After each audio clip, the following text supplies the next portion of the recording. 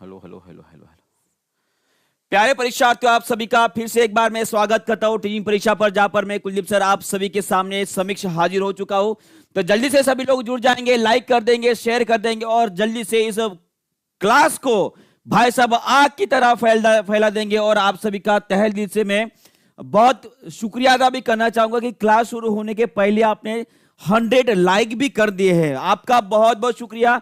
तो 500 क्वेश्चन की जो सीरीज चला रहे हैं हम, वहां पे आज का हमारा सेकंड क्लास चल रहा है। सभी लोग जल्दी से जुड़ जाएंगे। और आपको बता दूं, जो बच्चे बोरे की सराह दरिन सर का क्लास में का, सबको बता दूं कि शुक्रवार को दरिन सर का क्लास नहीं होता है, वो थोड़ा सा रेस्ट करते हैं, ठीक है जी। चले आज के हमारे इस विज्ञान के सेशन को शुरू करते हैं। और शुरू करते ही एक जबरदस्त मोटिवेशन आप सभी के लिए। खुद को इतना संभालो कि गिरने वाला, खुद को इतना संभालो कि गिरने वाला 100 बार सोचने पर मजबूर हो जाए। खुद को इतना संभालो कि गिरने वाला 100 बार सोचने पर मजबूर हो जाए। देखकर तुम्हारे बुलंद हौसले, देखकर तुम्हारे बुलंद हौसले, तुम्हारा दुश्मन भी रास्ते से दूर हो जाए। बस यही जज्बा जो है आपको खुद में रखना है और आगे बढ़ते रहना है। चलिए दोस्तों, तो इसी जज्बे के साथ जो हमारा मूल मंत्र है कौन सा, जब तक तोड़ेंगे नहीं छोड़ेंगे नहीं। तो आज तोड़ेंगे उन सभी क्वेश्चंस को जो आज हम देखने वाले हैं। सभी लोग तैयार है? चलिए सभी लोग तैयार है। और सबसे पहले आप सभी को बता दो, अगर अभी तक आपने इस बड़े ऑफर का लाभ नहीं उठाया है तो जल्दी से उठा दीजिए। 40% अभी चल रहा है, पिछली बार 50% चल रहा है, जल्दी ही ये खत्म हो जाएगा। उसके बाद ये ना लगे कि टीआरई का रिजल्ट आ गया, मेरे कुछ मार्क्स से रह गया, शायद मैंने एनरोल कर रहा होता, ठीक है। तो आपको सभी को इसमें भी ध्यान रखना है। और साथ में जेटीईटी का, झारखंड टीटी में अगर आपको एडमिशन चाहिए, वहां पे भी लगभग 50% ऑफर चल रहा है, उसे भी आप जल्दी से कैप्चर कर दिए तो जल्दी से हो जाएगा आपका। और अपने टीचिंग परीक्षा के साथ अपनी जो तैयारी है वो बुलंद कर दीजिए, ठीक है जी। चलिए आगे बढ़ते हैं। तो ये एक क्वेश्चन जो है मैंने आप सभी के लिए एक होमवर्क करके छोड़ा था। तो चलिए बताइए किन किन लोगों को इन क्वेश्चंस का आंसर आता था। मैंने कल आपको बताया था कि आपको बताना है कि कार्बोहाइड्रेट, कार्बोहाइड्रेट, उसके बाद प्रोटीन और उसके बाद फैट, माने कि जिसे हम वसा बोलेंगे, इन सभी में कितनी ऊर्जा होती है। और उसी के हिसाब से एक क्वेश्चन भी पूछा गया है आपके भाई साहब यूपी टेट में और बीपीएससी में ये क्वेश्चन आया है। यहां पे पूछा गया कि भोजन के किस वर्ग में प्रति यूनिट भार, प्रति यूनिट का मतलब क्या होता है, प्रति ग्राम, ये आपको सोचना है, ठीक है, सबसे अधिक कैलोरी होती है। चलिए बताइए, सभी लोग आंसर करेंगे जी। बहुत बढ़िया, सभी लोग बहुत बढ़िया आंसर करें। इसका आंसर रहेगा आपका वसा, माने कि जिसे बोलेंगे हम फैट। और इसमें कितनी ऊर्जा होती है जी, इसमें होते हैं लगभग 9 किलो कैलोरी पर ग्राम, इतनी ऊर्जा होती है। और इन दोनों में भी माने कि कार्बोहाइड्रेट और प्रोटीन, इनमें लगभग 4 किलो कैलोरी पर ग्राम इतनी ऊर्जा होती है। यह आपको ध्यान में रखना है। अगर आपको पूछा जाए, अगर आपको पूछा जाए कि हमारे शरीर को सबसे अधिक ऊर्जा प्रदान करने वाला घटक कौन सा है, तो मुझे बताइए इसका आंसर आप क्या दोगे। चलिए बताइए, सभी लोगों को समझ में आ गया मैंने क्या बोला है। मैंने पूछा है कि हमारे शरीर को, हमारे शरीर को सबसे अधिक ऊर्जा देने वाला घटक कौन सा होता है, तो वो कौन सा रहेगा जी, वो रहेगा आपका जिसे हम ग्लूकोज बोल सकते हो या कार्बोहाइड्रेट बोल सकते हो। ये आपको ध्यान में रखना है। ये लगभग 60 से 65% ऊर्जा जो हमारी शरीर में बनती है वो आपके कार्बोहाइड्रेट से बनती है। किससे बनती है, कार्बोहाइड्रेट से बनती है, ये आपको याद रखना है। क्लियर हो गया है। अगर मैं आपको क्वेश्चन पूछूं तो बताओ, वायवीय श्वसन, वायवीय श्वसन और अवायवीय श्वसन, अवायवीय श्वसन, इनमें ऊर्जा कितनी निर्माण होती है आपकी कोशिका में, तो इसका आंसर कौन देगा जी। वायवीय श्वसन और अवायवीय श्वसन में कितनी ऊर्जा पैदा होती है एक ग्लूकोज मॉलिक्यूल से। सभी लोग इसका आंसर करेंगे जल्दी से। वायवीय श्वसन में कितने बनते हैं जी, वो बनते हैं आपके 38 एटीपी बनते हैं। और उसमें भी अवायवीय की बात करेंगे तो वो बनते हैं 2 एटीपी बनते हैं। ये आपको याद रखना है। ये क्लियर हो गया सभी को? बहुत बढ़िया। ये आपको अगर याद हो गया है तो इसमें और थोड़ा सा डिटेल में जाते हैं ताकि और कंसेप्ट जो आपकी रिवाइज हो जाए। आपको बताना है कि अगर मैं वायवीय श्वसन की बात कर रहा हूं, माने कि एरोबिक रेस्पिरेशन की अगर मैं बात कर रहा हूं, तो एरोबिक रेस्पिरेशन में सबसे ज्यादा ऊर्जा कहां पे बनती है, कहां बनती है, कहां बनती है? चलिए बताइए इसका आंसर, माने कि कोशिका के अंदर कहां बनती है? आपको ऑप्शन देता हूं, भाई साहब बताओ। साइटोप्लाज्म में बनती है, जिसे हम बोलते हैं, हम कोशिका द्रव्य बोलते हैं। क्या बोलते हैं जी? कोशिका द्रव्य बोलते हैं। सेकंड होता है भाई साहब आपका माइटोकॉन्ड्रिया, क्या पे? माइटोकॉन्ड्रिया में। थर्ड होता है भाई साहब आपका न्यूक्लियस में, कहां पे? न्यूक्लियस में। चौथा देता हूं भाई साहब आपका कहां पे? प्लाज्मा में, प्लाज्मा में। तो सभी लोग इसका आंसर करेंगे, वायव्य श्वसन में सबसे सर्वाधिक ऊर्जा कहां पे बनती है या कहां पे रिलीज होती है? तो इसका आंसर रहेगा आपका, सभी ने सही दिया, माइटोकॉन्ड्रिया। चलो बता दो भाई साहब कि माइटोकॉन्ड्रिया में कितनी एटीपी बनती है? चलिए बताइए, देखते हैं कौन कौन बताएगा। बहुत बढ़िया, हाँ माइटोकॉन्ड्रिया तो हो गया आपका आंसर। सभी लोग मुझे यह बताएंगे कि माइटोकॉन्ड्रिया में कितने एटीपी बनते हैं। ऑप्शन दे दूं? ऑप्शन देता हूं। पहला ऑप्शन 2 एटीपी बनते हैं, बी ऑप्शन भाई साहब 34 एटीपी बनते हैं, सी ऑप्शन 38 एटीपी बनते हैं, डी ऑप्शन आपका 36 एटीपी बनते हैं। चलिए बताइए।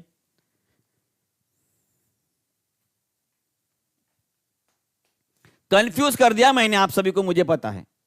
माइटोकॉन्ड्रिया में कितने एटीपी बनते हैं? वायवीय माने कि एरोबिक रेस्पिरेशन की बात कर रहा हूं, यहां पे लगभग, और जिन बच्चों ने आंसर किया है ना, जो बच्चे बोल रहे कि 38 एटीपी होता है, भाई साहब ये रॉन्ग है। माइटोकॉन्ड्रिया में 36 नहीं, 38 नहीं बनते हैं जी, वो बनते हैं आपके 36 एटीपी बनते हैं। भाई साहब लिख लो, कमेंट बॉक्स में लिख लो कि माइटोकॉन्ड्रिया में अगर मैं एरोबिक रेस्पिरेशन माने कि वायवीय श्वसन की बात कर रहा हूं तो 36 एटीपी बनते हैं जी। कितने बनते हैं? 36 एटीपी बनते हैं। फिर वायवीय में हमने 38 क्यों बोला? क्योंकि जो +2 एटीपी बनते हैं भाई साहब, ये कहां पे बनते हैं? ये बनते हैं आपके भाई साहब साइटोप्लाज्म में। कहां पे बनता है? साइटोप्लाज्म में, जिसे बोलते हैं हम कोशिका द्रव्य। क्या बोलते हैं जी? कोशिका द्रव्य बोलते हैं। और यहां पे कौन सी प्रोसेस होती है जिससे 2 एटीपी बनते हैं? उसे बोलते हैं हम ग्लाइकोलिसिस। भाई साहब लिख लो कमेंट बॉक्स में और दिमाग में भी छपवा लो कि कहां पे बनती है 2 एटीपी? होते हैं साइटोप्लाज्म माने कि कोशिका द्रव्य। वहां पे कौन सी प्रोसेस होती है? ग्लाइकोलिसिस प्रोसेस होती है, जिसमें कि क्या किया जाता है?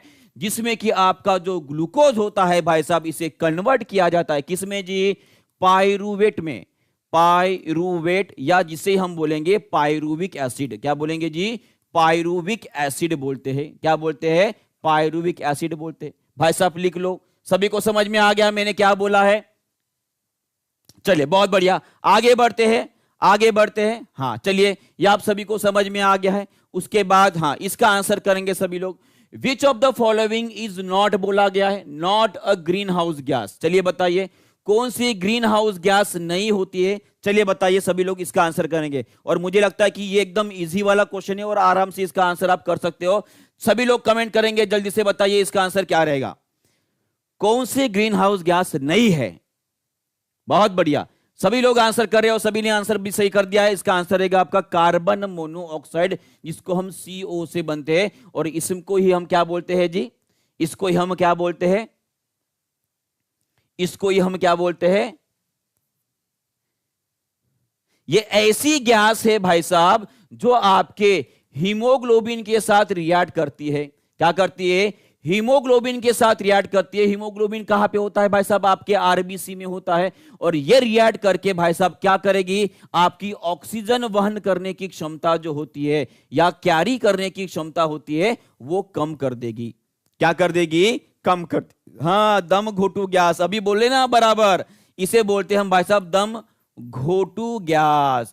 इसका मतलब क्या है? ये अगर आपके शरीर में इसका मात्रा बढ़ गई तो आपको थकावट, नौसिया माने कि वोमिटिंग, उसके बाद चक्कर आना, बुखार आना, बीमार पड़ जाओगे, ये सभी चीजें चालू हो जाएगी। और इसीलिए इसे हम क्या बोलते हैं? दम घोटू गैस बोलते हैं। क्या बोलते हैं? दम घोटू गैस। और सभी के ऊपर जितने भी दिए हैं आपको, ये सभी के सभी आपकी ग्रीन हाउस गैस है। ग्रीन हाउस गैस क्या होती है? ग्रीन हाउस गैस ऐसी गैस होती है जो, देखिए यहां पे कुछ एग्जांपल्स आपको बता रहा हूं, जैसे कि carbon dioxide, methane, CFC, carbon fluoro, है ना? सभी को पता है CFC के बारे में जी, बिल्कुल। उसके बाद ओजोन और नाइट्रस ऑक्साइड, ये सभी के सभी आपकी ओजोन गैस होती है। ये क्या करती है जी? जब कभी भी सूरज से आने वाली किरणें धरती पर गिरेगी तो आने वाली किरणें वो नहीं रोकती है, आने वाली किरणें नहीं रोकती है। धरती पर पड़ने के बाद जब ये किरणें रिफ्लेक्ट होती है आसमान की तरफ, तो इन किरणों को वो रोकने का काम करती है, उन किरणों को वो रोकती है और क्या करती है? धरती का तापमान गर्म रखने का काम करती है। और इसीलिए उनको क्या बोला जाता है जी? इनको बोला जाता है ग्रीन हाउस गैस या ग्लोबल वार्मिंग गैस। क्या बोलेंगे इसे? Green house gas, green house gas, या इसे बोलेंगे हम भाई साहब ग्लोबल वार्मिंग गैस। ग्लोब को वार्म करने वाले माने कि भाई साहब वातावरण जो है हमारा, वातावरण गर्म रखने का काम करते। चलिए एक क्वेश्चन आप सभी को पूछता हूं, क्या ये ग्लोबल वार्मिंग गैस हमारे धरती के लिए अच्छे या बुरे हैं? सभी लोग आंसर करेंगे। क्वेश्चन सबको समझ में आ गया? ये ग्लोबल वार्मिंग गैस हमारे धरती के लिए अच्छे या बुरे हैं? यस और नो सभी लोग आंसर करेंगे।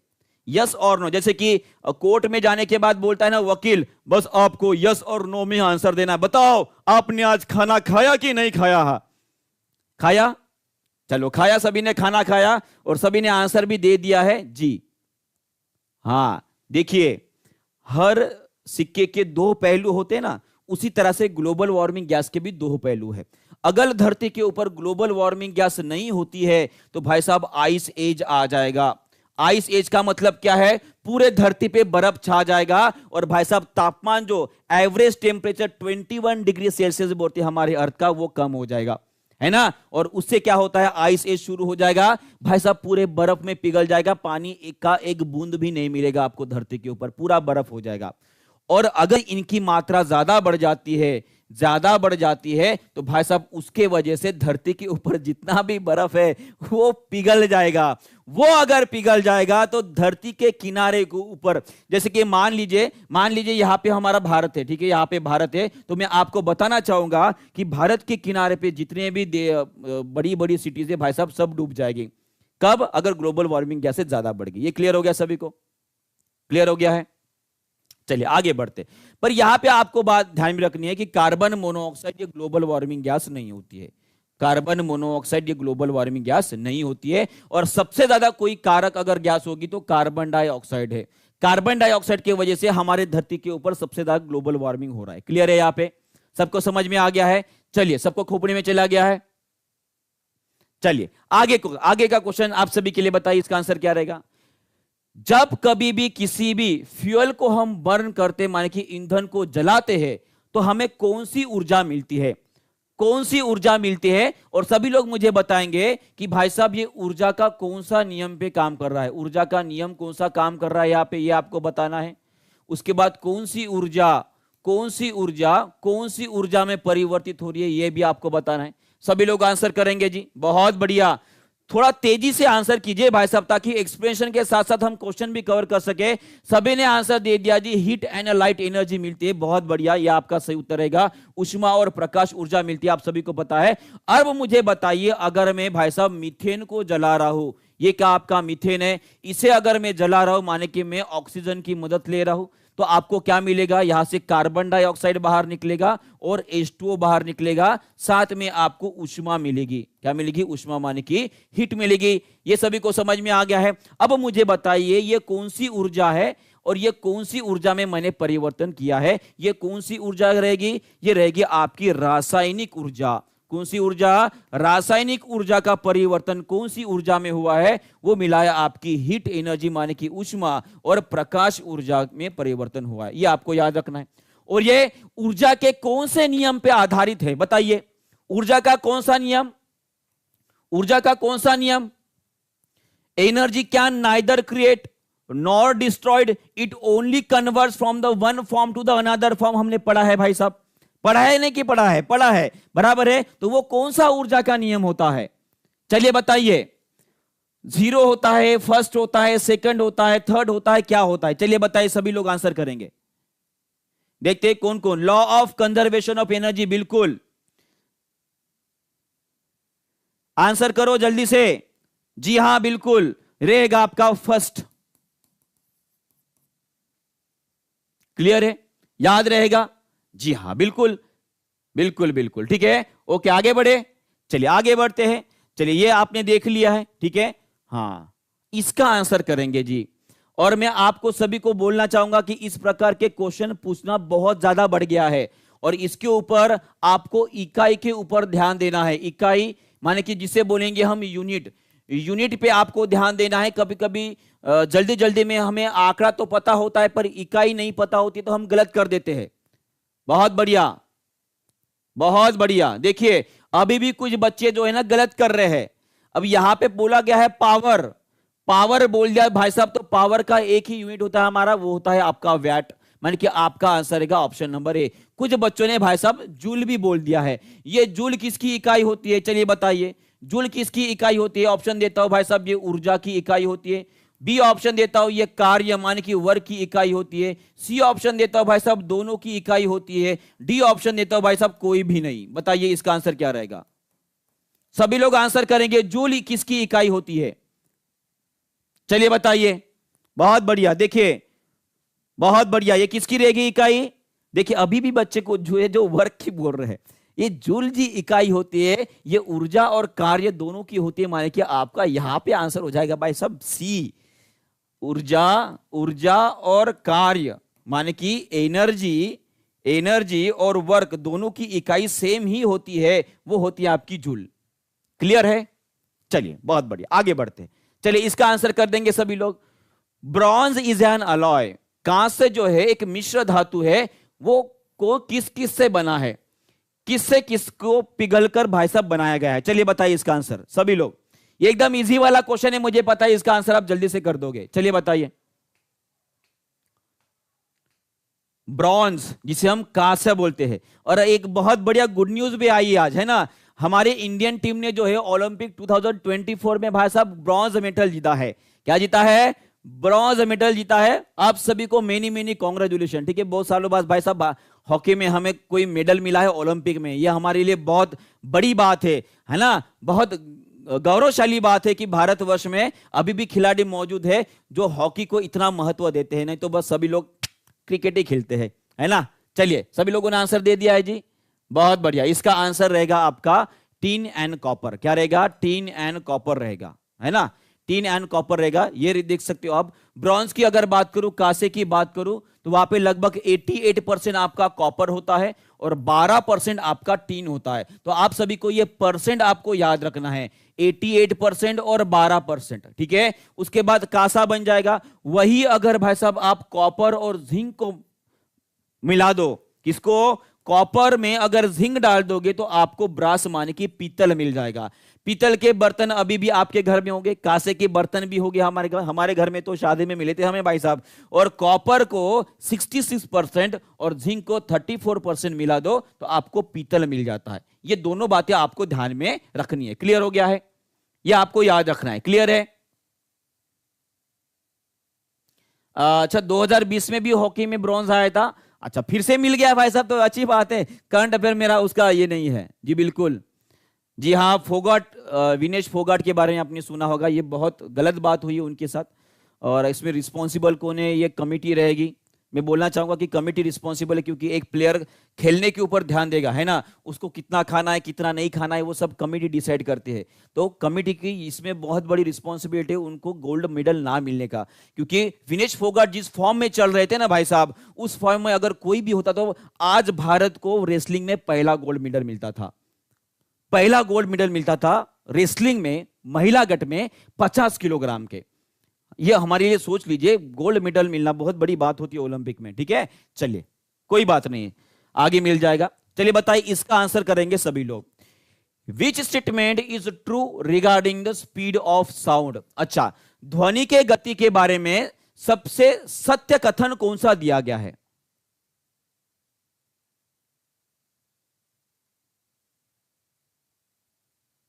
क्या बात है, पूजा जी बोल रहे कि हमारी शादी नहीं हुई भी इसलिए हमें पीतल का बर्तन नहीं मिला है। मिल जाएगा जी, शादी की जल्दी क्यों कर रहे हो, पहले जॉब ले लो, है ना। चलिए बहुत बढ़िया।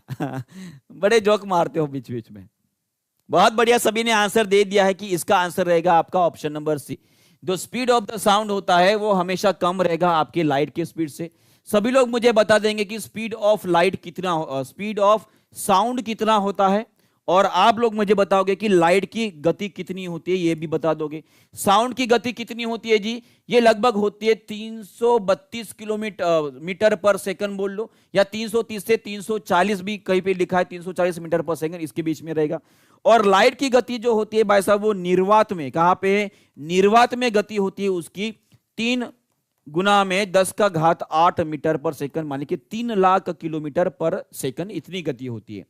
और वही सभी लोग मुझे बताएंगे कि साउंड की निर्वात में कितनी गति होती है, निर्वात में कितनी गति होती है? चलिए बताइए सभी लोग, निर्वात में कितनी गति रहेगी साउंड की, ध्वनि की? देखते हैं कौन कौन आंसर करता है, जल्दी जल्दी आंसर करेंगे जी सभी लोग।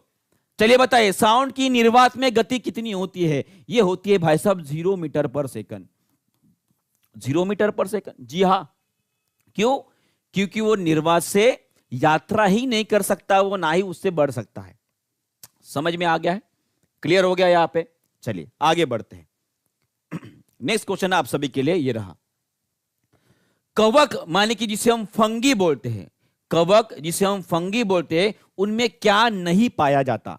उनमें क्या नहीं पाया जाता है? सभी लोग इसका आंसर करेंगे।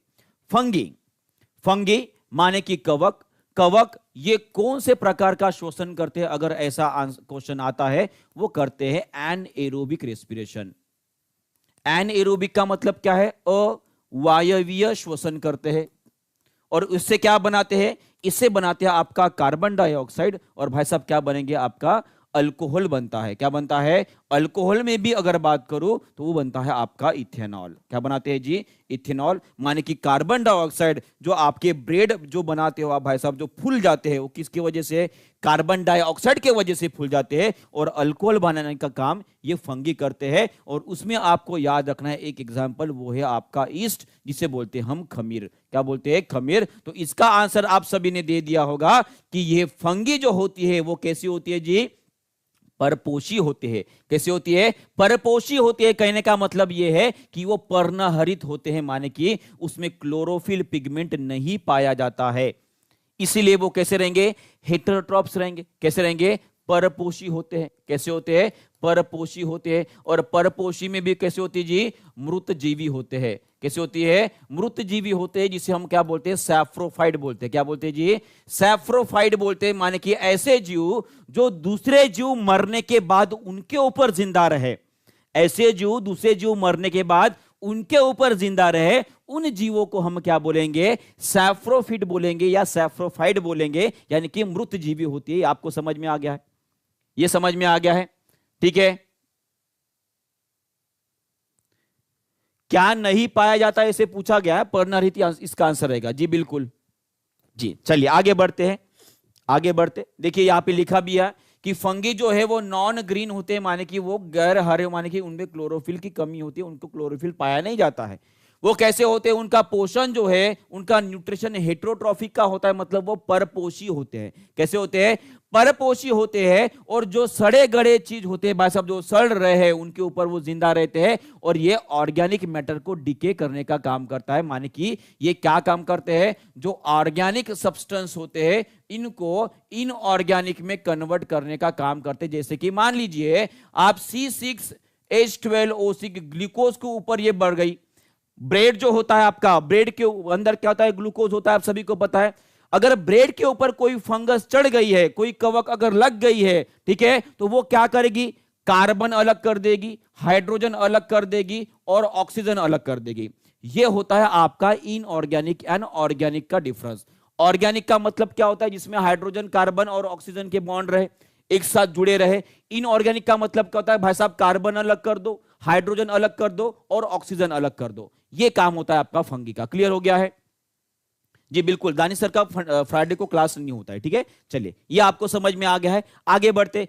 पर यहां पे आपको एक और बात ध्यान में रखनी है कि जीवों में जो कोशिका भित्ति होती है, कोशिका भित्ति होती है, जिसे हम सेल वॉल बोलते हैं। क्या बोलते हैं? सेल वॉल बोलते हैं। ये सेल वॉल जो है तीन जीवों में पाया जाता है, उनकी कोशिका के ऊपर पाया जाता है। सभी लोग यहां पे ध्यान देंगे, बहुत इंपॉर्टेंट बात बता रहा हूं। तीन जीवों के ऊपर पाया जाता है। वो तीन जीव कौन से? एक होते हैं आपके प्लांट, प्लांट माने कि जिसे बोलेंगे हम पादप। दूसरे होते हैं भाई साहब आपके बैक्टीरिया, बैक्टीरिया जिसे हम बोलेंगे जीवाणु। और तीसरे होते हैं भाई साहब आपके फंगी माने कि होते हैं आपके कवक। ये आपको ध्यान में रखना है। ये आप सभी को पता है कि सेल वॉल माने क्या होता है। सेल वॉल एक ऊपरी ढांचा होता है किसी भी कोशिका का, जो कोशिका को बाहरी वातावरण से प्रोटेक्शन देता है, माने कि उनको संरक्षण देता है, बराबर है। और ये सेल वॉल जो है पूरे जीवों में केवल तीन जीवों में पाया जाता है। एक होता है आपके प्लांट्स माने कि पादप माने कि वनस्पतियां, दूसरा होता है आपका बैक्टीरिया माने कि जीवाणु, और तीसरा होता है आपका फंगी माने कि कवक। आपको सभी को ध्यान में रखना है। और फंगी में भाई साहब, फंगी की अगर बात करूं तो फंगी के सेल में चिटिन नाम का प्रोटीन शुगर पाया जाता है। चिटिन, आपको इसे ध्यान में रखना है। चिटिन, चीटी खाती है ना, चीटी, चीटी चीटी पता है, चीटी। चीटी अगर काट ले भाई साहब तो कौन सा एसिड निकलता है वो आप बता दो मुझे। चीटी अगर काट लिए, हाँ चीटी अगर काट ले तो भाई साहब कौन सा एसिड निकलता है जिसके वजह से आपको जलन होती है, मुझे बता दीजिएगा। और ये चीटी जो है भाई साहब कवक को खाती है, आपको पता है। इसलिए कवक के सेल वॉल में क्या पाया जाता है? चिटिन मिलता है। चिटिन क्या है जी? एक प्रकार का कॉम्प्लेक्स शुगर होता है, कठिन जटिल चीनी होती है जी। बहुत बढ़िया, चलिए बताइए जी। बहुत बढ़िया, सभी ने बता दिया कि भाई साहब चींटी ने अगर काट दिया तो कौन सा एसिड निकलता है? Formic acid. उसका ही दूसरा नाम क्या है? मिथानोइक एसिड। क्या? मिथानोइक एसिड। क्लियर हो गया सभी को? चलिए बहुत बढ़िया, आगे बढ़ते हैं जी। नेक्स्ट क्वेश्चन आप सभी के लिए रहा, चलिए बताइए इसका आंसर क्या रहेगा। चूने के पानी से अगर मैंने कौन सी गैस पास की तो भाई साहब वो दूध बन जाएगा। कितना बढ़िया क्वेश्चन है, बताओ। चूने के पानी से गैस पास करो भाई साहब दूध बन जाएगा। दूध नहीं बनेगा, लाइम वाटर बन जाएगा, मिल्की। मिल्की का मतलब क्या है? दूधिया बन जाएगा, दूध के जैसा बन जाएगा। चलिए बताइए, सभी लोग आंसर करेंगे जी। वो कौन सी गैस है भाई साहब? वो है आपकी कार्बन डाइऑक्साइड। क्या करना है आपको? सिर्फ फूंक मारना है। चूने का पानी करना है, देखो इस तरह से चूने का पानी कर लो। चूने के पानी में भाई साहब नली डाल के फूंक मार दो, ऐसे फूंक मार लो 4 बार। तो 4 बार फूंक मारने से भाई साहब ये दूधिया रंग का हो गया, आपको दिखाई दे रहा होगा। ये क्यों हुआ? ये इंपॉर्टेंट बात है हमारे लिए, सभी लोग यहां पे ध्यान देंगे। चूने का पानी मतलब होता है भाई साहब calcium hydroxide, CaOH twice. Aqueous लिखा है, एक्वास का मतलब क्या है जी? ये पानी में डाला गया है, जिसे हम बोलते हैं चूने का पानी या लाइम वाटर। ये क्या बनेंगे? चूना पानी बोलेंगे, चूना पानी बोलेंगे, या भाई साहब लाइम वाटर बोलेंगे, आपको ध्यान में। इसमें से जब आप फूंक मारोगे, अब फूंक मारोगे तो भाई साहब कौन सी गैस बाहर निकलेगी? कार्बन डाइऑक्साइड निकलने वाली है ना। कार्बन डाइऑक्साइड निकलेगी। कार्बन डाइऑक्साइड जब इसमें से पास होगी तो एक केमिकल रिएक्शन होती है और क्या बनता है? कैल्शियम कार्बोनेट बनता है। क्या बनता है? कैल्शियम कार्बोनेट बनता है, जो कि कैसे होता है? सफेद रंग का होता है। कैसे रंग का होता है? सफेद रंग का होता है। यह आपको ध्यान में रखना है, और इसीलिए वो मिल्की बन जाता है। क्लियर हो गया है? क्लियर हो गया सभी को? यहां तक सबको समझ में आ गया है जी? सबको समझ में आ गया है? तो आगे जाकर क्वेश्चन ये पूछेगा कि कैल्शियम हाइड्रोक्साइड से जब कार्बन डाइऑक्साइड पास करेंगे तो वो दूधिया रंग का बन जाता है। क्यों बन जाता है? क्योंकि उसमें कैल्शियम कार्बोनेट बनता है। क्या बनता है? कैल्शियम कार्बोनेट बनता है। ये आपको ध्यान में रखना है। क्लियर है यहां पे? चलिए आगे बढ़ते हैं। चलिए नेक्स्ट क्वेश्चन आप सभी के लिए ये रहा। ये थोड़ा चैलेंजिंग क्वेश्चन है आप सभी के लिए। देखते हैं यहां पे कितने सिकंदर है और कितने बाकी के हैं। देखते हैं, ये चैलेंजिंग क्वेश्चन आप सभी के लिए। देखते हैं कौन है सिकंदर और बाकी कौन है। चलिए बताइए आंसर क्या है सभी लोग। बहुत बढ़िया, फास्ट। चलो मेरे गबरू जवानों, बताओ जल्दी जल्दी। और जोश तो होना चाहिए भाई साहब, जवान हो ऐसे खून जो है ऐसे खौलते रहना चाहिए। बहुत बढ़िया, चलिए सभी लोगों ने अलग अलग आंसर दे दिया। Resistance of a conductor depends on which of the following factor. माने कि यहाँ पे प्रतिरोध के बारे में पूछा गया कि किसी भी चालक का जो प्रतिरोध होता है निम्न में से किस कारक के ऊपर निर्भर करता है। एक फार्मूला मैंने आपको बताया था, R = ρl/A। ये आर माने क्या होता है? ये होता है आपका प्रतिरोध होता है भाई साहब। क्या होता है जी? प्रतिरोध होता है। और आपको दिखाई दे रहा है यहां पे डायरेक्टली, ये डिपेंड करता है आपके लंबाई के ऊपर। माने कि जो आपका चालक है या सुवाहक है उसके लंबाई के ऊपर, उसका क्रॉस सेक्शन एरिया के ऊपर डिपेंड करता है, और बाद में डिपेंड करता है भाई साहब ये रेजिस्टिविटी, जिसे बोलते हैं प्रतिरोधकता बोलते हैं। क्या बोलते हैं जी? प्रतिरोधकता बोलते हैं, या इसे बोलते हैं हम रेजिस्टिविटी। क्या बोलते हैं? रेजिस्टिविटी। और रेजिस्टिविटी किसके ऊपर डिपेंड करती है? ये डिपेंड करती है भाई साहब आपके मटेरियल के ऊपर डिपेंड करती है, और डिपेंड करती है आपके तापमान के ऊपर डिपेंड करती है। मान कि यहां पे जितने भी मैंने चीजें लिखी है उन सभी चीजों के ऊपर किसी भी सुचालक का जो रेजिस्टेंस होता है या प्रतिरोधक वो डिपेंड करता है। माने कि वो लंबाई के ऊपर डिपेंड करेगा, वो डिपेंड करेगा आपके एरिया के ऊपर, वो डिपेंड करेगा मटेरियल कौन सा इस्तेमाल, कॉपर इस्तेमाल किया है, सोना इस्तेमाल किया है, सिल्वर इस्तेमाल किया है, एल्यूमिनियम इस्तेमाल किया है, आपने लोहा इस्तेमाल किया है कि भाई साहब लकड़ी इस्तेमाल किया है, इन सभी चीजों के ऊपर और साथ में तापमान के ऊपर भी निर्भर करेगा भाई साहब। अब बताओ इसका आंसर क्या रहेगा? अब बताओ इसका आंसर क्या रहेगा? इसका आंसर क्या रहने वाला है? क्या लेंथ के ऊपर डिपेंड? जी हां। कि क्रॉस सेक्शन एरिया? जी हां। क्या मटेरियल पे? जी हां। माने कि आपका आंसर क्या है? जी हां। समझ में आ गया है? समझ में आ गया सभी को? बहुत बढ़िया क्वेश्चन था ये। और मैं बता दूं इसके ऊपर क्वेश्चन आने के चांसेस बने हैं, है ना? इसका आंसर क्या रहेगा? More than one up above. पर यहां पे एक बात मैंने ऐसी लिखी है जो शायद 90% बच्चों को नहीं पता। मैं फिर से बता रहा हूं, मैंने एक बात ऐसी लिखी है इस बोर्ड के ऊपर जो 90% बच्चों को नहीं पता और वहां पे गलती भी करते हैं। और यह क्वेश्चन बीपीएससी टीआरई 3.0 जो आपका पेपर कैंसिल हुआ था भाई साहब, वहां नहीं 2.0 पे पूछा गया था। वो क्वेश्चन था कि किसी भी चालक का रेजिस्टिविटी माने कि प्रतिरोधक का किसके ऊपर डिपेंड करता है, और उसका आंसर रहेगा आप कौन सा धातु इस्तेमाल कर रहे हो और कौन सा तापमान इस्तेमाल कर रहे हो। रेजिस्टिविटी ये लंबाई और एरिया के ऊपर डिपेंड नहीं करती है, आपको ध्यान में रखना है। क्लियर हो गया है? देखिए ये बड़ी इंपॉर्टेंट सी बात बताई मैंने भाई साहब आप सभी को कि रेजिस्टिविटी जिसे हमने यहां पे रो से इंडिकेट किया है ये लंबाई और एरिया के ऊपर डिपेंड नहीं करती। भाई साहब कहीं तो भी लिख के रख दो, आपको ध्यान में रखना है। समझ में आ गया सभी को? क्लियर है यहां पे? चलिए बहुत बढ़िया, आगे बढ़ते हैं जी, आगे बढ़ते हैं। चलिए अभी देखते हैं इसका आंसर कौन करता है। अभी देखते हैं इसका आंसर कौन करता है। जिसका क्लास में ध्यान है ना बस वही इसका आंसर करेगा सही।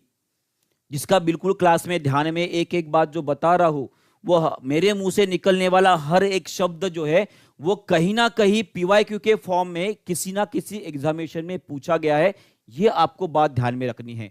मेरा एक भी शब्द खाली नहीं, फालतू की बातें नहीं करता हूं मैं, ठीक है जी? बिल्कुल हाँ, बीच बीच में थोड़ा सा मजाकबाजी जो चलती है बिल्कुल। देखिए अभी भी कुछ बच्चे जो है ए बोल रहे हैं, कुछ डी बोल रहे हैं, कोई ई बोल रहा है ना? तो इसका मतलब क्या है? आपका कंसंट्रेशन कितना है क्लास के अंदर वो मुझे दिख रहा है। यहाँ पे कितना ज्यादा कंसंट्रेशन से आप पढ़ते हो ये दिख रहा है मुझे। देखिए अभी कोई सी बोल रहा है, अभी अभी मैंने बोला है, ठीक है? तो यहां पे पूछा गया कि किसके ऊपर डिपेंड नहीं करता, नहीं करता। रेजिस्टिविटी जो है भाई साहब वो मटेरियल के ऊपर डिपेंड करती है और डिपेंड करती है आपकी तापमान माने कि टेम्परेचर के ऊपर डिपेंड करती है। बाकी किसी भी चीज के ऊपर डिपेंड नहीं करती है। तो मतलब वो डिपेंड नहीं करती है आपकी लेंथ के ऊपर, वो ना ही क्रॉस सेक्शन एरिया के ऊपर डिपेंड करती है, वो मटेरियल के ऊपर डिपेंड करती है, टेम्परेचर के ऊपर भी डिपेंड करती है। माने कि इसका आंसर क्या आना चाहिए? बताओ बताओ, सभी लोग आंसर करेंगे, अभी करेक्ट करेंगे आंसर, नहीं तो बहुत मारूंगा भाई साहब, वहां आके मारूंगा। बताओ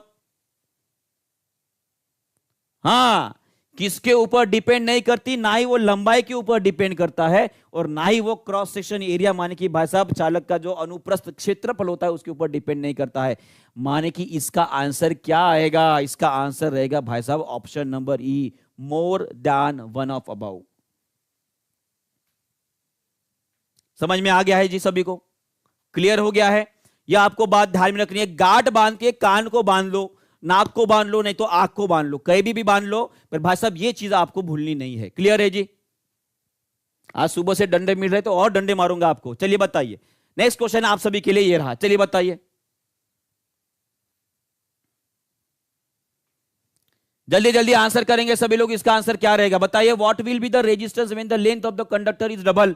यहां पे बोल दिया कि भाई साहब कि आपका रेजिस्टेंस कितना रहेगा, कि अगर मैंने क्या कर दिया, मैंने गड़बड़ कर दी, ये कर दी कि लंबाई जो है भाई साहब L2 जो है वो 2 टाइम्स L1 ले लिया, माने कि लंबाई को मैंने डबल कर दिया,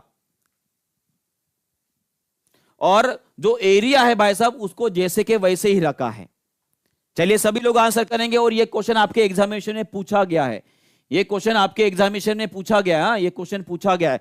अभी हमने देखा कि R is equal to rho l divide by a होता है, ये कांस्टेंट हो गया, ये कांस्टेंट है, माने कि समान है, ये बदल नहीं रहा, माने कि रेजिस्टेंस जो है वो डायरेक्टली डिपेंड कर रहा है लेंथ के ऊपर। तो सीधी सी बात है भाई साहब, लेंथ डबल कर दो तो रेजिस्टेंस डबल हो जाएगी, लेंथ 3 गुना कर दो तो रेजिस्टेंस 3 गुना हो गया, लेंथ को आधा कर दो तो रेजिस्टेंस आधा हो जाएगा।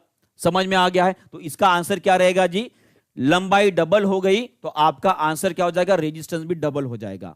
क्या हो जाएगा, डबल हो जाएगा। क्लियर हो गया सभी को? चलिए एक क्वेश्चन आप सभी के लिए तुरंत यहां पे बना देता हूं, चलिए देखते हैं। बताओ भाई साहब, ये आपके कॉपर का डंडा है, सब सुबह सुबह से कोई बोला था कि डंडे खा रहे हो, है ना, मान लेते ये कॉपर का डंडा है। किसका है, कॉपर का डंडा है। इसकी लंबाई जो है भाई साहब 10 मीटर है, कितनी है, 10 मीटर है, और उसका रेजिस्टेंस जो है भाई साहब मान लेते वो कितना रहेगा, मान लीजिए ये है आपका 100 ओम है। कितना है, ये बहुत ज्यादा हो गया है ना, ये बहुत ज्यादा होगा, इसे थोड़ा सा कम कर देता हूं भाई जी, इसको थोड़ा कम कर देता हूं, इसे लिखता हूं, कितना लिखूं बताओ, कितना लिखूं, हाँ मान लेते 20 ओम है। कितना है, 20 ओम है। मैंने क्या कर दिया भाई साहब, इस कॉपर के डंडे के भाई साहब 4 टुकड़े कर दिए, एक, ये 2, ये भाई साहब ये आपका तीसरा टुकड़ा, और ये भाई साहब आपका चौथा टुकड़ा। तीनों की लंबाई सेम है, माने कि ये कितना आएगा, ये 2.5 मीटर का हो गया, ये भी 2.5 मीटर का, और ये भी 2.5 मीटर का, और ये 2.5 मीटर का। अब मुझे बताओ हर एक जो सेक्शन बनाए इसका रेजिस्टेंस कितना रहेगा। इसका आंसर जो करेगा ना भाई साहब, मैं समझ लूंगा कि वो इस बार बीपीएससी के 1 to 5, 6 to 8, 9 to 10, 11, 12 कौन सी भी एग्जामिनेशन दे दो उसको फोड़ के आ जाएगा। बताओ इसका आंसर क्या रहेगा।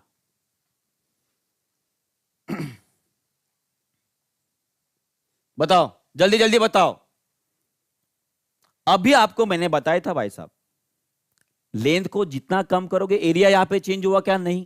क्या मटेरियल चेंज हुआ है, नहीं। कॉपर था कॉपर ही है, लंबाई उसकी मैंने क्या कर दी भाई साहब 1/4 कर दी, तो आपका रेजिस्टेंस भी कितना हो जाएगा भाई साहब, यहां पे लंबाई कितनी हो गई भाई साहब, L/4 हो गई ना, 4 टुकड़े कर दिए तो L/4 हो गई, तो रेजिस्टेंस भी क्या हो जाएगा भाई साहब, R/4 हो जाएगा। माने कि रेजिस्टेंस पहले 20 ओम था, तो डिवाइड बाय 4 माने कि 5 ओम का रहेगा हर एक का, 5 ओम का रहेगा हर एक का। और बताओ किन किन का आंसर आया है।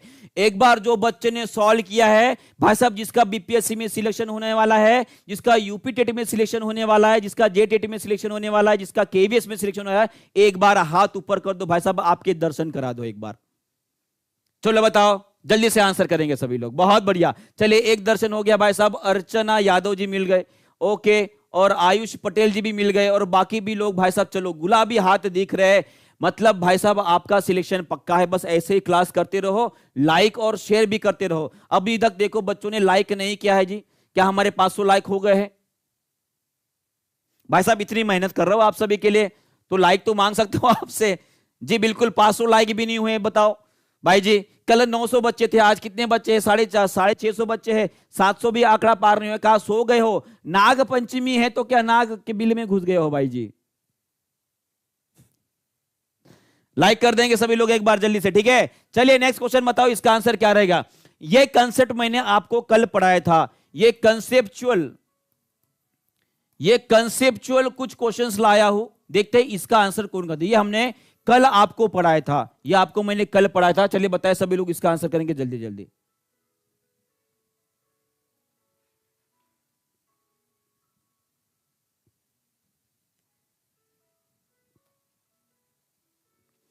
चलिए सभी लोग आंसर करेंगे जल्दी जल्दी।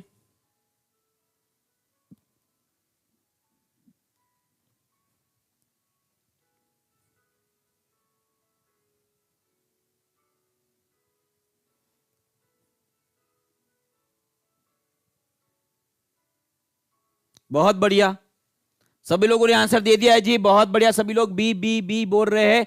अल्किन का पूछा गया है। आप सभी को मैंने कल बुलाया कि अगर आपको एन ही दिखा तो भाई साहब सिंगल बॉन्ड, अगर भाई साहब आपको ईएन ही दिखा तो समझ लेना डबल बॉन्ड, और भाई साहब वाईएन ही दिखा तो ट्रिपल बॉन्ड, ये आपको बताया था। एन ही दिखा तो इसे हम क्या बोलेंगे भाई साहब, इसे बोलेंगे हम सैचुरेटेड हाइड्रोकार्बन, माने कि संतृप्त हाइड्रोकार्बन बोलेंगे। और ईएन और वाई नहीं दिखा तो इसे बोलेंगे हम अनसैचुरेटेड बोलेंगे, माने कि असंतृप्त हाइड्रोकार्बन बोलते हैं जी। सभी ने आंसर दे दिया क्या जी? इस बार बताइए।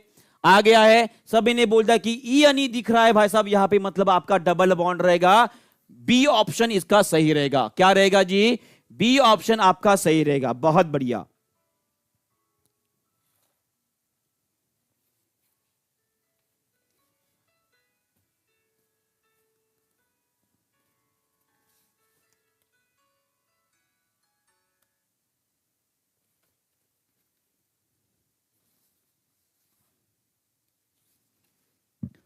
क्लियर हो गया सभी को?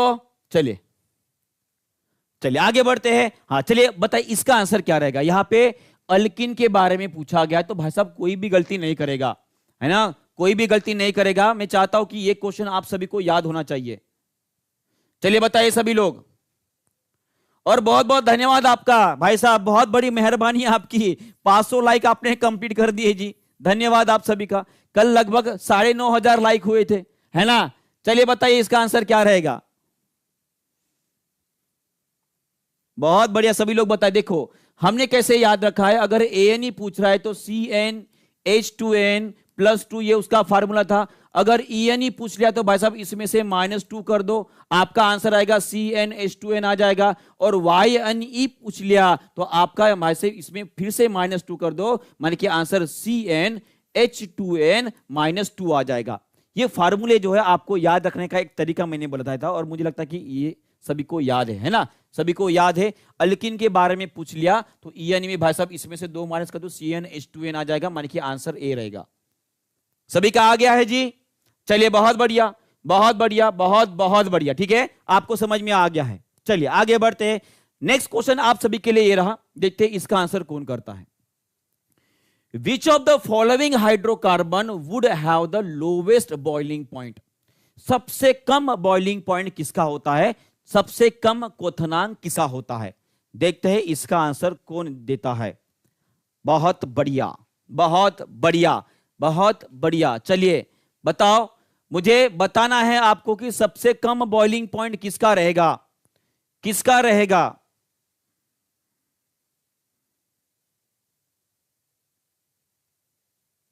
बहुत बढ़िया, चलिए बताए। देखिए सभी लोग ए बोल रहे हैं ना, यहां पे लोवेस्ट पूछा गया है जी। लोवेस्ट मान कि सबसे कम पूछा गया है। और कल हमने पढ़ा था कि जो सैचुरेटेड हाइड्रोकार्बन होता है इनका जो boiling point and melting point होता है वो ज्यादा होता है आपका अनसैचुरेटेड हाइड्रोकार्बन से, माने कि असंतृप्त हाइड्रोकार्बन से ज्यादा होता है। अब आपको बताए कि सैचुरेटेड में कौन आता है, ANE आता है, माने कि यहां पे ANE आ गया है, यहां पे ANE आ गया, मतलब ये दो तो कट गए, बराबर है। फिर से अगर आपको ध्यान में रखना है तो ANE का सबसे ज्यादा रहेगा, उसके बाद आपका ENE का रहेगा, उसके बाद YNE का रहेगा। ये भी आपको ध्यान में रखना है। सबसे ज्यादा बॉइलिंग पॉइंट आपका ANE माने कि अल्केन का रहेगा, उसके बाद रहेगा आपका अल्किन का रहेगा, और उसके बाद रहेगा आपका अल्काइन। ये हो गया आपका अल्केन। सभी लोग कमेंट बॉक्स में लिखेंगे, ये फालतू नहीं लिख रहा हूं ताकि आपको समझ में आए। अल्केन, अल्कीन, और ये रहेगा आपका भाई साहब अल्काइन, ALKYNE। अब बताओ इसका आंसर क्या रहेगा। सभी लोग आंसर करेंगे जी, बिल्कुल सभी लोग आंसर करेंगे इसका। बताओ इसका आंसर क्या रहेगा, बताओ जी। अभी इसका आंसर रहेगा भाई साहब ब्यूटाइन। क्या रहेगा? ब्यूटाइन रहेगा। ये आपको ध्यान में रहेगा। क्लियर है? पहले वाला गलत कर दिया, सही तो है। CnH2n, ENE मतलब -2 कर दो यहां से तो क्या बचेगा, CnH2n तो बचेगा।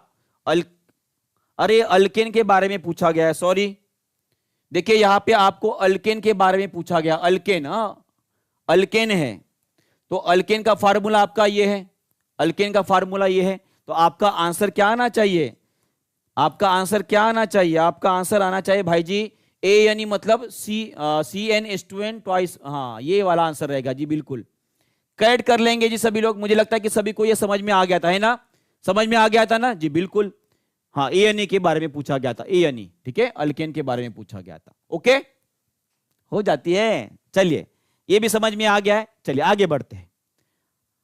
हाँ अभी बढ़ते थोड़े से बायोलॉजी के क्वेश्चन देख लेते हैं भाई साहब, अपने शरीर के बारे में देख लेते हैं। चलिए बताइए इसका आंसर क्या रहेगा। The contraction and expansion moment of the wall of the food pipe is known as, ये भाई साहब बीपीएससी में पूछा गया था, बीपीएससी 2.0 में, TRE 2.0 में ये क्वेश्चन पूछा गया था। चलिए बताइए इसका आंसर क्या रहेगा।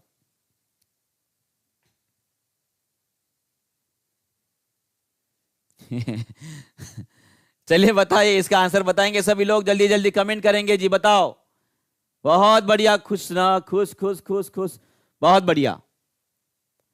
ओके कोई बी बोल रहा है, कोई सी बोल रहा है, कोई बी बोल रहा है, कोई सी बोल रहा है।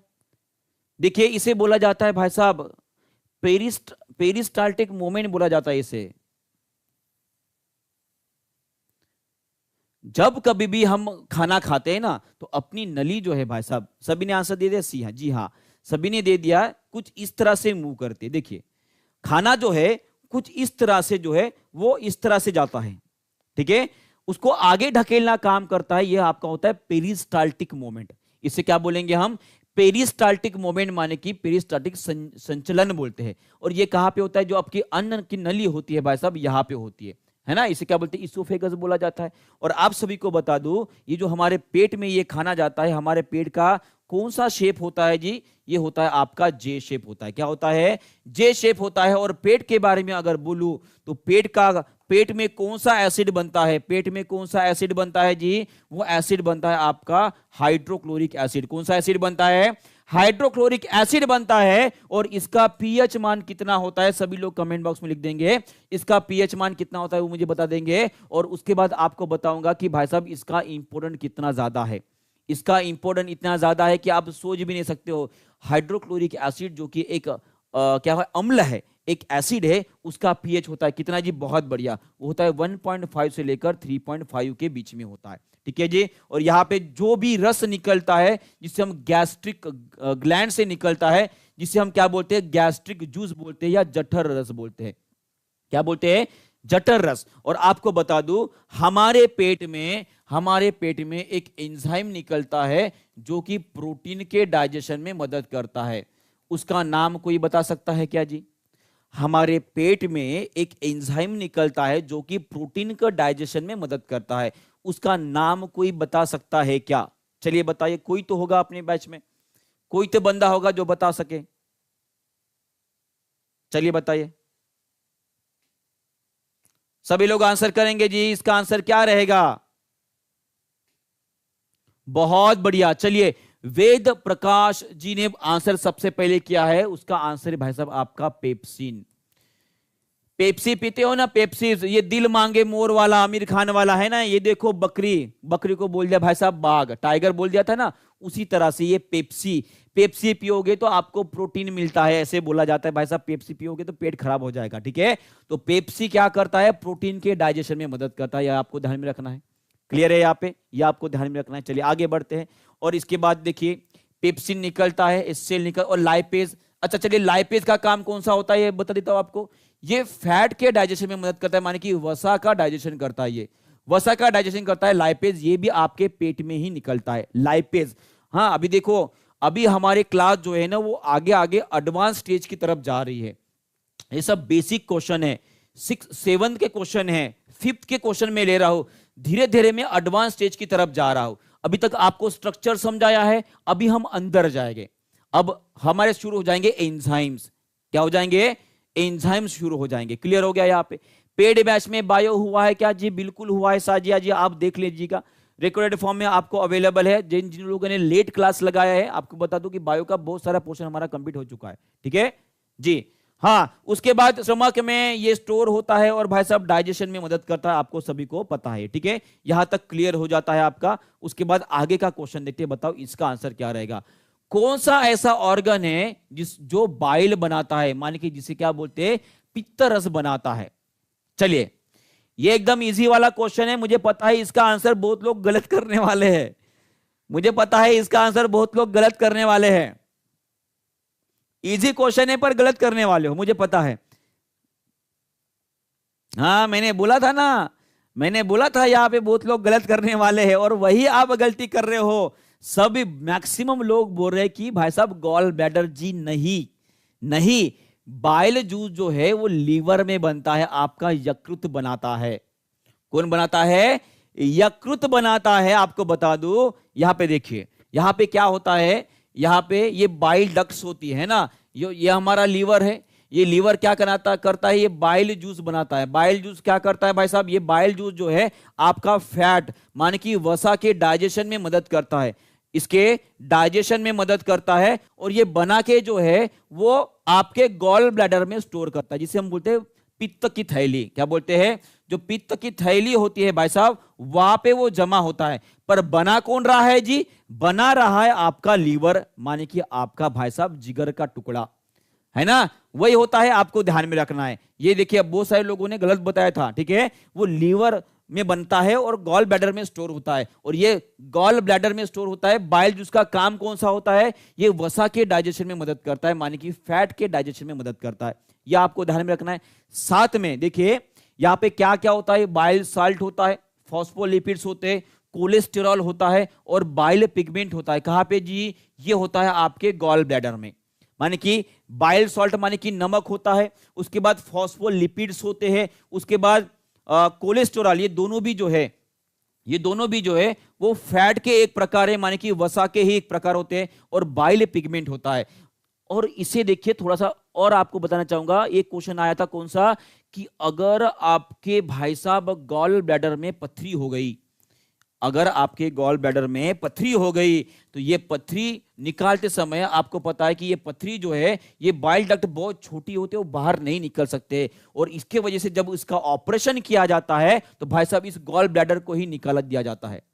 अगर मान लीजिए आपकी पित्त की थैली ही निकाल दी, अब मुझे बताओ लीवर जो है भाई साहब वो अपना बाइल माने कि जो पित्त रस है कहां पे जमा करेगा? नहीं जमा कर पाएगा। और उस टाइम पे आपको डॉक्टर बताते हैं कि अभी आप जो है तेल की चीजें ना खाओ, तेल की चीजें ना खाओ, अगर खाओगे तो भाई साहब आपको एसिडिटी हो जाएगी, एसिडिटी हो गई तो भाई साहब आपके गले में जलन होगी, भाई साहब आपके छाती में जो है वो जलन हो जाएगी, और ज्यादा जलन बढ़ जाएगी तो भाई साहब आपको प्रॉब्लम हो जाएगा डाइजेशन में। ऐसे डॉक्टर बोलते हैं। क्या बोलेंगे कि भाई साहब तली भुनी चीजें मत खाओ, बाहर की चीजें मत खाओ, ज्यादा फैट वाली चीजें मत खाओ, ज्यादा तेल वाली चीजें मत खाओ। क्यों? क्योंकि आपकी पित्त की थैली निकल चुकी है भाई साहब। जो वसा माने कि आपके तेल को पचाने में मदद करता था वो निकल चुका है। तो भाई साहब अगर आप ज्यादा तेल की चीजें खाओगे तो आप ही निकल जाओगे। ऐसे डॉक्टर साफ तौर पे आपको बता देगा। क्लियर हो गया है? ये समझ में आ गया सबको? चलिए आगे बढ़ते हैं। नेक्स्ट क्वेश्चन आप सभी के लिए, चलिए बताइए इसका आंसर करेंगे। ये अभी अभी मैंने आपको बताया, मुझे लगता है कि इसका आंसर आप बता दोगे। चलिए बताओ आंसर क्या रहेगा। What is the role of gall bladder? Gall bladder माने कि पित्त की थैली, जिसे हम पित्ताशय बोलते हैं, उसका कार्य कौन सा होता है? चलिए सभी लोग आंसर करेंगे जी, जल्दी जल्दी। जी हाँ बिल्कुल, ये सभी के लिए क्लास रहेगा। 1 to 5, 6 to 8, 9 to 10 और 11 12 वाले बच्चे जो है उन सभी के लिए क्लास रहेगी बिल्कुल। और सभी लोग आंसर कर रहे हैं, बहुत बढ़िया। इसका आंसर रहेगा स्टोर बाइल जूस। क्या बोलते हैं? पित्त को संग्रहित करना, ये गॉल ब्लैडर का काम होता है। ठीक है, प्रोड्यूस कौन करता है जी? प्रोड्यूस करता है आपका लीवर, प्रोड्यूस करता है। मुझे बताइए ये इंसुलिन कौन पैदा करता है? पैदा मतलब कौन बनाता है? इंसुलिन कौन बनाता है जी? चलिए बताइए, इसका आंसर बता देंगे सभी लोग। और सभी लोग मुझे बताएंगे कि मैक्सिमम पानी का एब्जॉर्प्शन कहां पे होता है, सबसे ज्यादा पानी का अवशोषण कहां पे होता है, ये भी मुझे आंसर चाहिए। अगर नहीं पता है तो सभी लोग ध्यान देंगे। सबसे ज्यादा इंसुलिन बनाने का काम कौन करता है? ये करता है आपका पैंक्रियाज करते हैं। कौन करते हैं? पैंक्रियाज, जिसे हम अग्नाशय बोलते हैं। क्या बोलते हैं? अग्नाशय। अग्नाशय में कुछ कोशिकाएं होती है, उन कोशिकाओं के झुंड को हम क्या बोलते हैं? उस झुंड को बोलते हैं भाई साहब आइसलेट ऑफ लैंगरहैन। आइसलेट ऑफ लैंगरहैन बोलते हैं, लैंगरहैन बोलते हैं। और इस आइसलेट ऑफ लैंगरहैन जो कि एक कोशिकाओं का झुंड होता है, एक ग्रुप होता है, उसमें अल्फा, बीटा और डेल्टा नाम की कोशिकाएं पाई जाती है। उसमें से ये बीटा नाम की जो कोशिका है भाई साहब, ये इंसुलिन सिक्रेट करती है। क्या करते हैं? इंसुलिन। और इंसुलिन का काम कौन सा है जी? इंसुलिन का काम होता है भाई साहब, ये शुगर लेवल को कंट्रोल करती है, शुगर को भाई साहब ये कम करने का काम करती है। ये भी आपको याद रखना है। इतना क्लियर हो गया है? इतना समझ में आ गया है? उसके बाद नेक्स्ट मेरा क्वेश्चन ये था कि पानी का अवशोषण सबसे ज्यादा हमारे शरीर में कहां पे होता है? वो होता है भाई साहब आपकी जो लार्ज इंटेस्टाइन है, लार्ज इंटेस्टाइन होती है ना, वहां पे पानी का अवशोषण होता है सबसे ज्यादा। ये आपको ध्यान में रखना है। क्लियर है जी? जी हाँ, ये देखिए कितनी सारी बातें हमने कवर कर ली है ना, बहुत सारी बातें हमने कवर कर ली है। बहुत बढ़िया, चलिए आगे बढ़ते हैं। नेक्स्ट क्वेश्चन आप सभी के लिए बताइए, which of the following is not a function of liver? Not a function of liver, चलिए बताइए। लीवर के बारे में थोड़ा सा पढ़ लेते हैं ना, ठीक है। लीवर को क्यों छोड़े भाई साहब? लीवर तो हमारा एक महत्वपूर्ण अंग होता है, ठीक है। लीवर का रंग कौन सा होता है जी? लीवर का रंग होता है भाई साहब रेड ब्राउन कलर का होता है। कैसे होता है? रेड ब्राउन कलर का होता है। क्यों होता है? क्योंकि ये क्या करता है कि लोह के तत्व जो होते हैं, लोह के तत्व जो होते हैं वो खुद में संग्रहित करता है। क्या करता है? खुद में संग्रहित करता है। उसी के वजह से वो रेड ब्राउन कलर का होता है। ये आपको याद रखना है। क्लियर है जी? ये हमने पढ़ा है, ये हमने आपको बताया है ना। चलिए बताइए, इसका आंसर कर दिए जी। हाँ, डिटॉक्सिफिकेशन ये उसका कार्य होता है।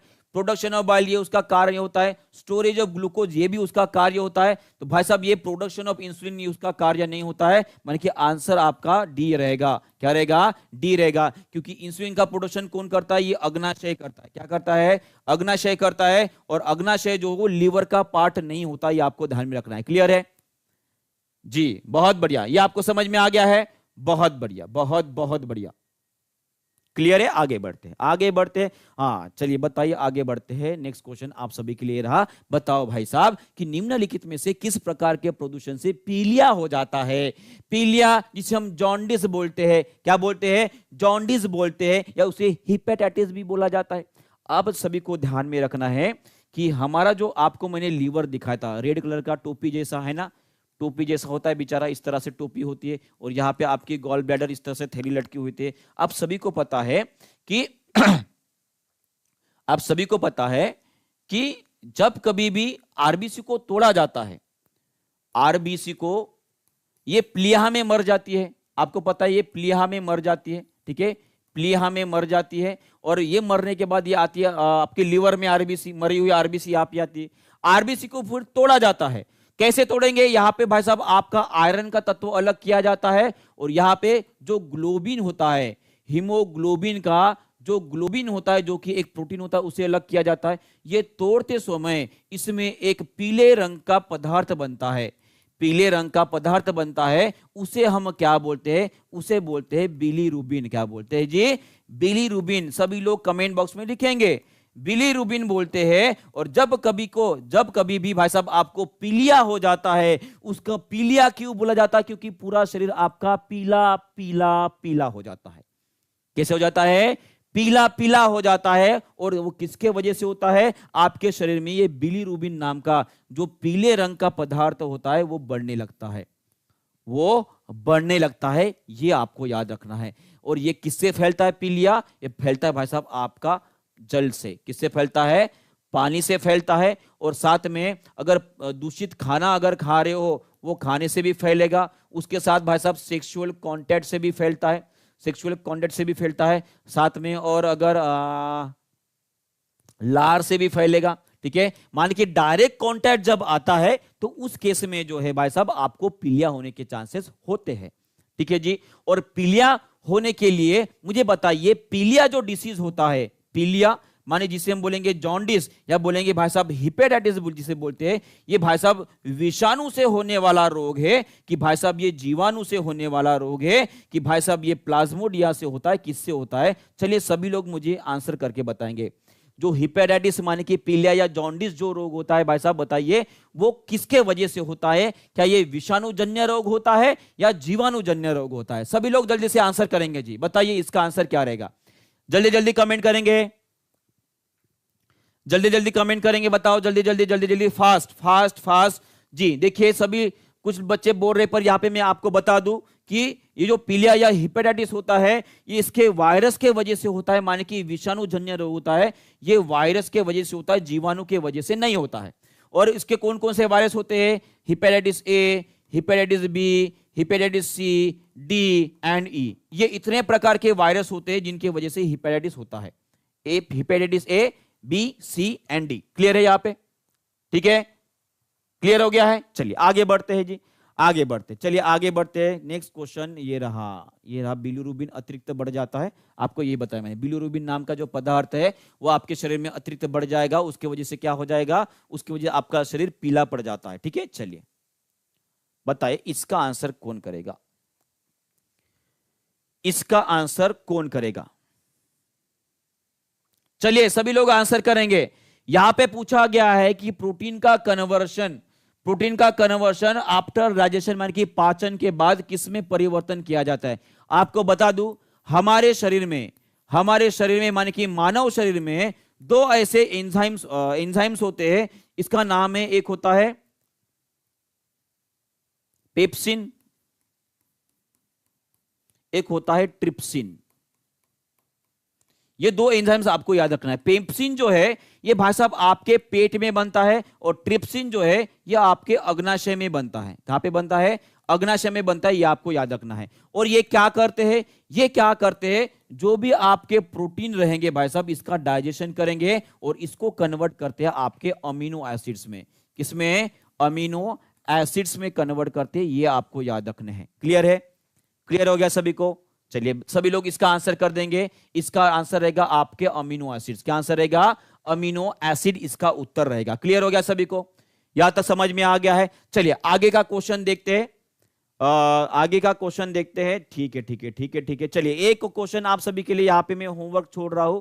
ये क्वेश्चन इसको थोड़ा डिटेल में कल देखेंगे, पर मैं एक क्वेश्चन आप सभी के लिए होमवर्क छोड़ रहा हूं। ये रहा आप सभी के लिए होमवर्क वाला क्वेश्चन। इस क्वेश्चन के बारे में पहले से भी हमने डिस्कस कर चुके हैं, पर सभी लोग इसका आंसर जो कमेंट बॉक्स में लिख देंगे। ठीक है जी? ठीक है, सभी को समझ में आ गया है? ठीक है, सबको समझ में आ गया है? और जिन बच्चों ने अभी तक हमारा टेलीग्राम चैनल को ज्वाइन नहीं किया है, सभी लोग टेलीग्राम चैनल को ज्वाइन कर लेंगे, क्योंकि आने वाले संडे को जो होने वाली टेस्ट है हमारी, संडे को जो टेस्ट रहेगी लाइव टेस्ट रहेगी सभी के लिए। ठीक है, सभी के लिए फ्री ऑफ कॉस्ट रहेगी।